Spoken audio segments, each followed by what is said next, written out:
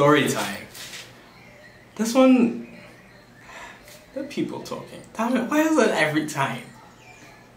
Every time. Since when do my neighbors exist to talk or make noise? Why are y'all even home now? I'm away.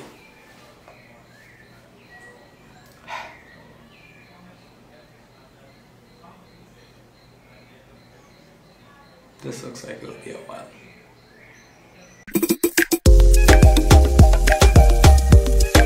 Where was I? Right. I was gonna tell you a story. This one about your typical or not so typical idea or life of Trinity Carnival. Right? Because I mean, this was completely wild for me. For my first like hardcore, yeah, we doing this, fetting all the works kind of scene going on, but at the same time the scene's completely normal. And if I'm being honest, after all of that happening, I wanted to do more and add on more to my plate for next year, but you know, COVID. Anyways, so I stopped the video, right? I fully stopped the video and I thought that was it. But it was only as I took out the SD card and I transferred everything, I realized there was something really important that I need to preface with this whole story. Right? Maybe a backstory, if you will, for everything. But I have grown up around Carnival. I have grown up around all these amazing aspects of my culture, of my things going on, of soca music, of pan, of everything, right? I have spent days as a child on Carnival Monday in Smith Square with my family. some points when I got older, wandering just Port of Spain, watching everything, right? As I got older, I played Juve for the first time with my uncle and with my uncles, right? And Mikhail came with me that year. That was my first Juve ever, and it gave me a taste. It wasn't anything too spectacular yet, but it made me want to do it again. It wasn't perfect, but it was a start. And then I played Juve again, and that was amazing. And it was one of the best Juve experiences I had up to that point. And it was that year playing Juve where everything connected for me and I understood everything and it all had meaning, right? Where it was like, this is part of me, this is part of what I love, and that whole Carnival baby inside of me woke up and I was like, this is it. This is part of what we live for. This is why we had to stay here, because nowhere else are you gonna get this experience, and I'm not giving that up for anything. This year, at first I was like, you know, I'm not really feeling it. I want to at the end of the day, but I wasn't getting that instant vibe. I wasn't getting anything yet. I wasn't like, yeah, let me do this, right? My head was still all over the place, maybe, who knows. But I was in work one weekend. I can't remember what day it was. This was early January, before anything really started. And I cried. I fully cried in work. Because I had a page to design and it was a page with a fet in it. And at the same time, DJ Private Ryan had just dropped his first soca mix of the season. And I was listening to that as that page came up. And I cried. I fully cried. And it wasn't that I was sad, it was just happy tears. And it was like, that was that moment where seeing those pictures of that fet and hearing that soca mix all happening at the same time and feel the love starting with it, it made me so happy, and it had me ready for Carnival, because that was it. That meant it was time again, and we were doing this, and it was Carnival. And instantly in that moment,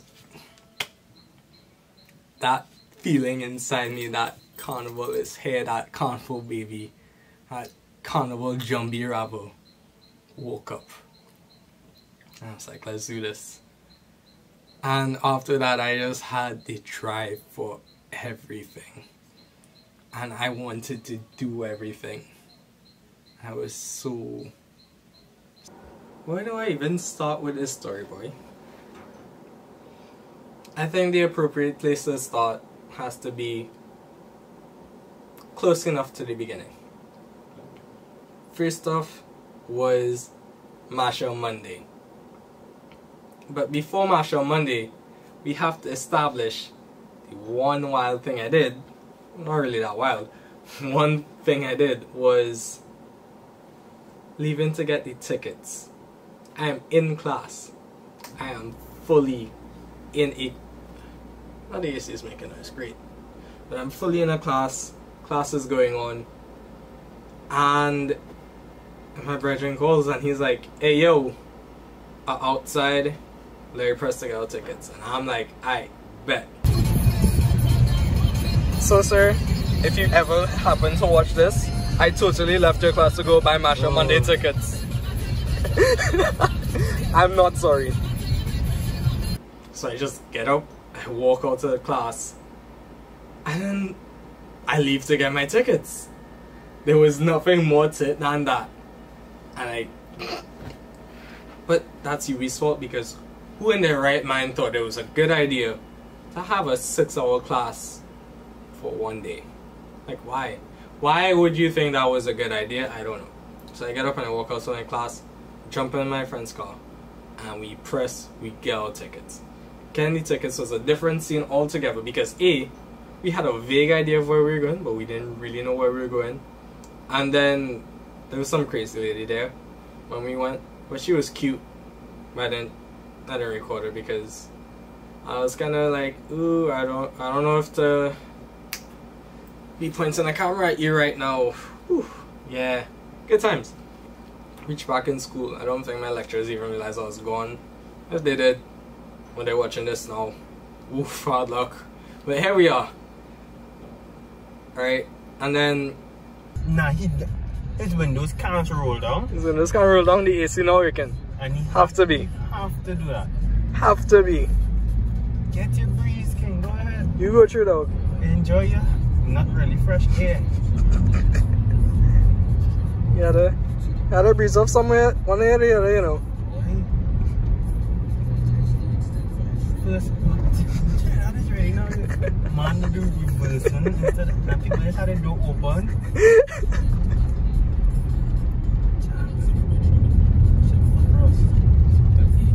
Which part you gotta go back, same place? Yeah.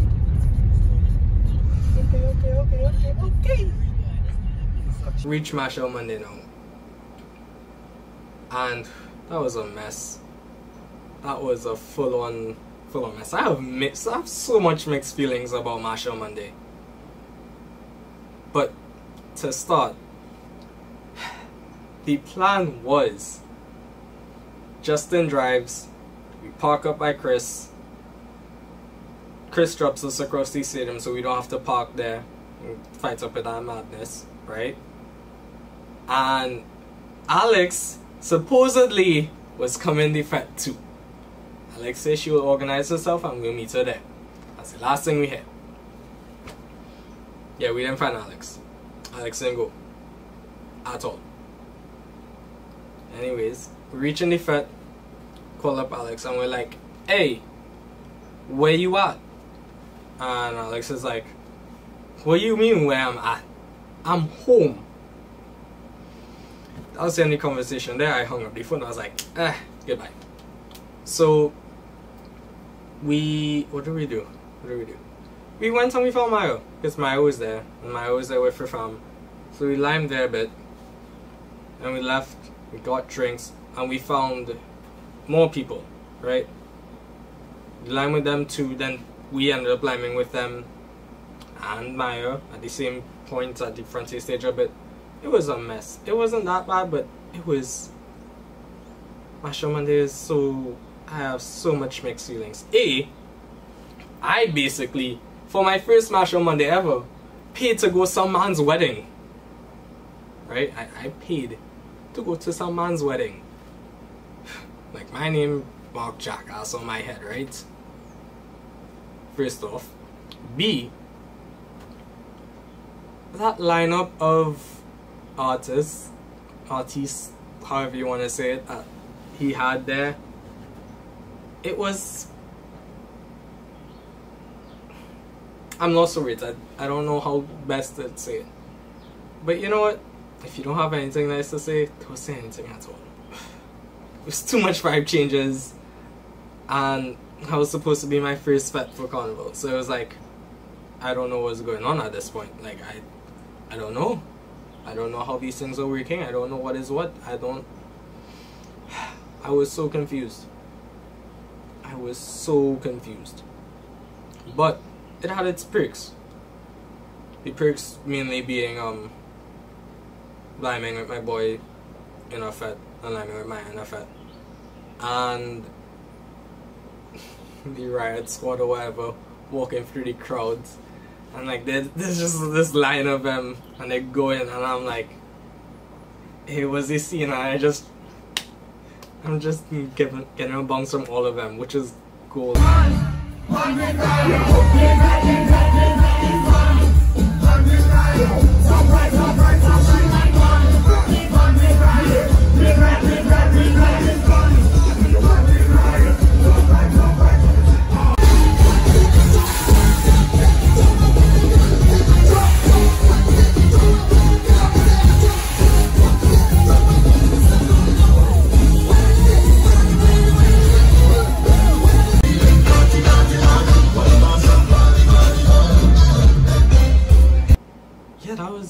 That's the best way I could summarize Masho Monday. It wasn't anything too special besides a confusing bunch of artists. Like, how did we go from Soca to Backstreet Boys? What's going on there? And it went on for so long that I didn't even see the man get married. Because I was like, why? So much people did not actually stay to see this man get married. Because it took forever. A plus though was seeing a bunch of my friends and a bunch of people that I know dancing on stage. That was a plus. We leave Masho Monday now, go for gyros, because Chris came back and he picked us up and we stopped for gyros. That was fun, I guess. I remember eating my gyro and then immediately knocking out by Chris. I don't think Justin even finished his. I think he made it halfway through and knocked out. Fast forward a bit by a couple days now. Thursday was Farmhouse. And my lovely family, Julian, my cousin, my uncle and his wife came down, right? They came down Thursday.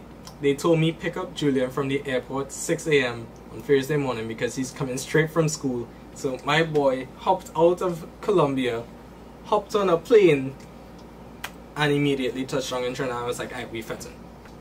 Same Thursday, I went to Farmhouse. I think Farmhouse was the best vet that I went to for that whole Carnival season. Purely out of how much vibes it had and how much wildness there was. Okay. Yeah. How are you gonna block me? Yeah. I'm not trying to Whole face blocking. Okay, I think we're good. Yeah, stop making up to you. I didn't even see you and I know that you do.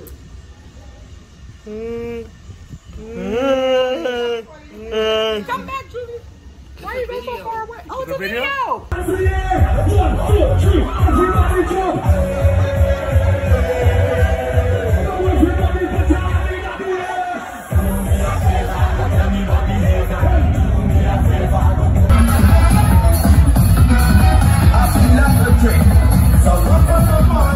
Yeah, man, what the flags?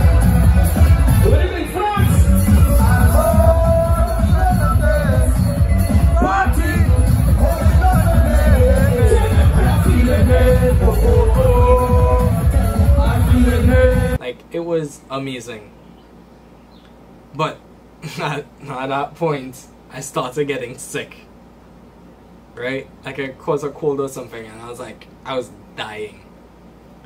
So, but I was like, I'm fine, man. I go push through.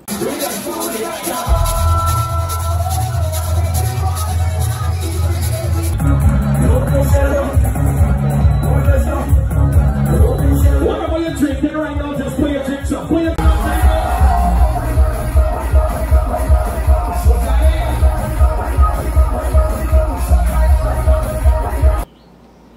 Reach home from farmhouse at like 2 or 3 in the morning, and I was like, wait, I have to wake up to go take pictures of the mokos for Carnival.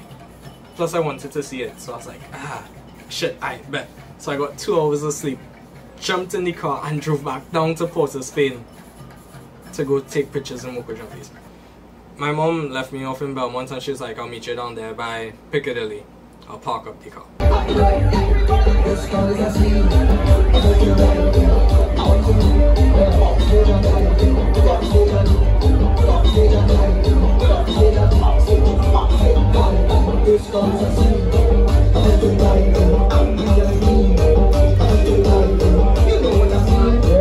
So I'm there, you know, taking my photos, taking my videos, snap, snap, snap, snap, doing my thing. And then my phone starts ringing. I'm like, hey, what's up, where are you? Because I haven't seen my mom since she dropped me off in Belmont and I walked down with the mokos, right? And she's like, bro, the car got broken into. I need you to come meet me by the police station. And I'm like, fuck. So I hit up the people and I'm like, I had a press, my mom's car got broken into, I'm gonna meet her, yada yada yada. Interestingly enough, like I knew where the police station she told me to meet her was, where it was, but I was like, let me make sure I'm going to the right police station because I never been to that one before. So I find this police officer and I'm like, hey, where's XYZ police station? And before this woman could even give me directions, she immediately watches me with so much concern and she's like, are you hurt? Did anyone do anything to you? What's up? Why do you need to go by the police station? I'm like, nah, I'm fine. Chill, don't worry. Which was good on her, but like, she seemed so freaked out at the idea of me asking her where the police station was. I was like, I'm just meeting someone. And she gave me directions, went across the police station. I met my mom. The car got broken into. The sun's anyway, so you can't really see it. Back windows like smashed, smithereens, pieces. And what happened with my hair looking like this? Oh my goodness. You see my hair? Fine, don't worry. Oh. Yeah. Ooh. And yeah, but here's a problem in that. After Carnival, on 2 hours of sleep at most, I was supposed to go to the beach. Right? Because my jackass self, who went fetting, was like, alright, so after this, I'm gonna wake up at 5 AM, more like 4:30, go back into Port of Spain, go take some pictures, and then head to the beach with my boy, right? So the plan was me, Chris, Maya, and Julian are supposed to be going to the beach. And I was like, alright, bet, this is it here. Wait, so this is me and my friends at the beach. This is a carib. Yeah. I hit up Chris and I'm like, yo, meet me by my mom's office and I'll explain everything there, but I need you to meet me here. I don't know why, but in my head, and maybe this could just be the fact that I'm on like 2 hours of sleep or something, or less than 2 hours of sleep. I'm losing my voice at this point maybe. I was like, yeah, this will be fine. Chris didn't drive. So my plan was thinking Chris would drive and we'd organize from there and just make Chris the driver. My head was too all over the place to think through elaborating everything properly. So Chris gets a drop to my mom's office with his parents, and his parents leave to go to work. I'm like, Chris, you didn't drive. He's like, no, why would I drive? I thought you were driving. Yeah. So we had to go back to Chris's house in Cascade. to then end up going back. It was a mess. Julian is like, hey yo, I have to get a haircut, right? Which is fine. Just fine. So we drop off Maya, she goes her way, and we're like, alright, we'll drop you to get your haircut because you had an appointment. This man, we dropped him off for his haircut, but he left with one major thing. He left with all our money. He took his bag and went, and all of us forgot that he had all our shit in his bag. And because Julian's not from here, we can't call him. He doesn't have Wi-Fi. And we didn't realize until way after. And we're just like, bro, he's gone. So all we have is my license and my phone and Chris's phone. And that's it. That's it.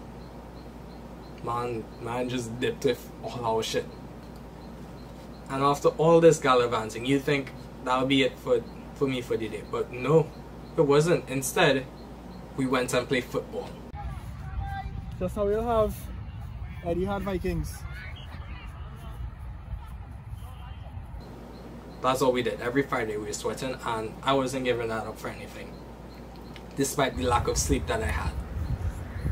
So we're there and we're going, right? So we go down to Eddie Hart and we start playing football, and we're having a good time. Except it starts to hit me. The lack of sleep of going from waking up early, picking up Julian from the airport, staying awake the whole time, to then going to a fete, reaching home from the fete whatever hour in the morning, getting like an hour and a half of sleep, and then leaving the house again, then going to the beach and starting to hit me. Yeah, bro. Hey, bro. What's up? So I am dead tired at this point. Halfway through football, I have lost my voice. I could barely talk. I am dying, and I'm still trying to push on. Eventually I gave up. I was like, nah, that's it for me.